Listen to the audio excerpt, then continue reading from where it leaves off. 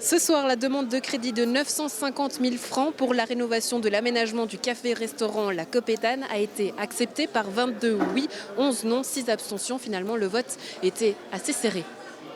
Ah bah pas si serré que ça, il y a eu plus de la moitié qui était pour et il y a eu peut-être un tiers qui était contre. Donc je pense que c'est plutôt un plébiscite du projet.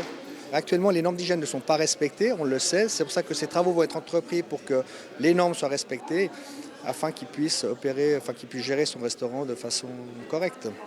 Autrement dit, que ce préavis soit accepté ou pas ce soir, il y avait de toute façon un coût pour les rénovations. Alors exactement, pour que ce bâtiment puisse rester pérenne, il fallait de toute façon le mettre aux normes.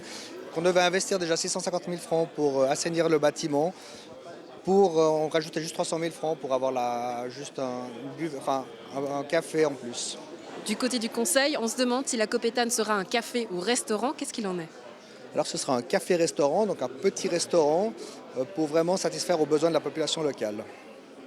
En 2016, une initiative déjà demandait la création d'un restaurant. Ce soir, on a entendu une menace de référendum en disant que finalement, ce préavis ne répondait pas à l'initiative de 2016. Qu'est-ce que vous en pensez? Je pense que le préavis répond à cette demande de la population. Maintenant, je pense que les gens qui ont signé cette demande, cette initiative, ont peut-être des idées à eux de ce qu'ils veulent exactement comme restaurant. Je ne suis pas sûr qu'une nouvelle initiative sera ou qu'un référendum puisse aboutir.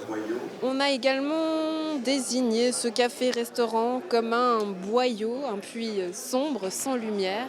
Qu'est-ce que vous répondez? Oui, alors en fait, il y a un budget assez important qui a été mis dans cet objet pour traiter de la lumière. Et comme il a été dit également dans le conseil, il y a un puits de lumière qui va être créé de lumière naturelle.